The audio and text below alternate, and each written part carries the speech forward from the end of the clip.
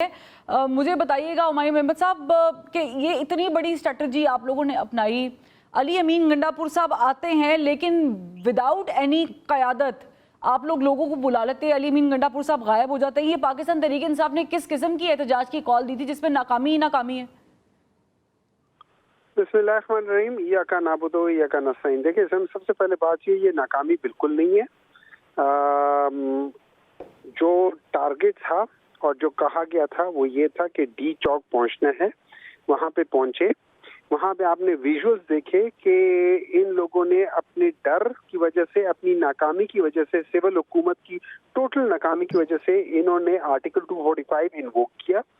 और उसमें नॉर्मली होता है कि जो आर्म फोर्सेस वाले होते हैं वो कभी पब्लिक के सामने नहीं जाते, वो सिर्फ चंद बिल्डिंग्स जो कि स्ट्रेटेजिकली इंपॉर्टेंट होती है, जैसे सुप्रीम कोर्ट हो गया, जैसे पार्लियामेंट हो गया, वो उनको गार्ड करते हैं। लेकिन इन्होंने उनको ब्लू एरिया में खड़ा करके रख दिया। लेकिन इसके बावजूद उन्होंने बड़े अक्ल का मुजाहरा किया और वहां पे तहरीक इंसाफ के जो वर्कर, सपोर्टर्स, वोटर्स थे, उन्होंने भी उनको कहा कि हम आपकी इज्जत करते हैं, हमारा आपके साथ कोई झगड़ा नहीं है।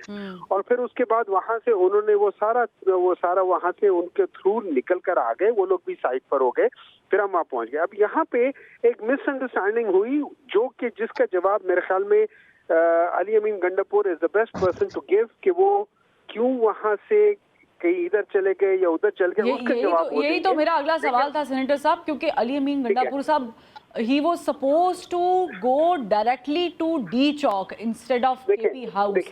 तो ये एक मौका बना हुआ है। ऐसा है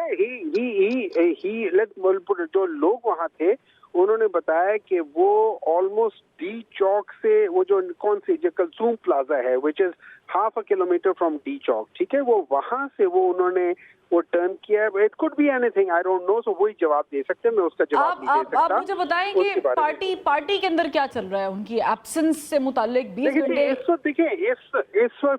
इस वक्त जो चीजें हैं वो सिवाय अली अमीन गंडापुर के कोई उसका जवाब नहीं दे सकता। उनको क्या इंस्ट्रक्शन थी, क्या थी, किस लिहाज थी, क्या उनकी अंडरस्टैंडिंग ये थी कि हमने यहाँ तक पहुंच के करना है, वो वही जवाब दे सकते हैं। उसके बदले कोई मेरी नजर में कोई और जवाब नहीं दे सकता। लेकिन ये कह देना जो अभी मैं सुन रहा था, ये कह देना कि 9 मई का और इनका पास्ट है। पास्ट इस मुल्क में सबसे गंदा पास्ट पाकिस्तान मुस्लिम लीग नून का है। इन्होंने हम यहाँ पर पास्ट डिस्कस नहीं कर रहे हैं, हम तो यहाँ पर वो सिचुएशन डिस्कस कर रहे हैं। सेनेटर साहब, पास्ट को डिस्कस करने बैठे तो फिर हो गया, हमारा काम, तरक्की कर ली हम लोगों ने। लेकिन I just want to know this point senator साहब, विद ड्यू रिस्पेक्ट सेनेटर साहब, मुझे सिर्फ ये बता दें, आपने अली अमीन गंडापुर साहब का जिक्र किया, पार्टी के जो कारकुनान हैं जो बेचारे कहां से निकल के डी चौक पहुंचे हैं, आप नहीं समझ उनके साथ ज्यादती की गई है, वो डिमांड कर रहे हैं कि अली अमीन गंडापुर इस्तीफा दें। देखिए, मुझे नहीं पता अभी वो क्या डिमांड कर रहे हैं, क्या नहीं कर रहे, लेकिन मैं आपको एक बात बता देता हूँ। Pakistan Tehreek Insaf is a unique political party. यहाँ पे जो हमारे जो लीडर है Imran Khan, he is directly connected to the अवाम।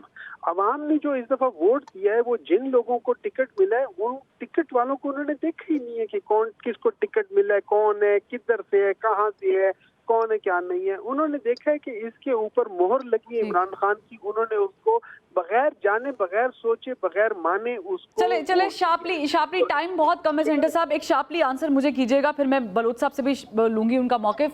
मुझे बताएं, अली अमीन गंडापुर साहब से जो उनकी सीएम शिप है वो वापस लेने पे गौर गौस हो रहा है कि नहीं? देखिए, ये बात सिवाय इमरान खान के कोई डिसाइड नहीं कर सकता। ठीक है, nobody in this party has the power to decide that thing unless Imran Khan. हाँ, डर का इनका हल ये है कि ये इन्होंने सुना है कि 18 तक ये इमरान खान से किसी को मिलने नहीं दे रहे, किसी लिहाज से मिलने नहीं दे रहे। इतने बहुत शुक्रिया।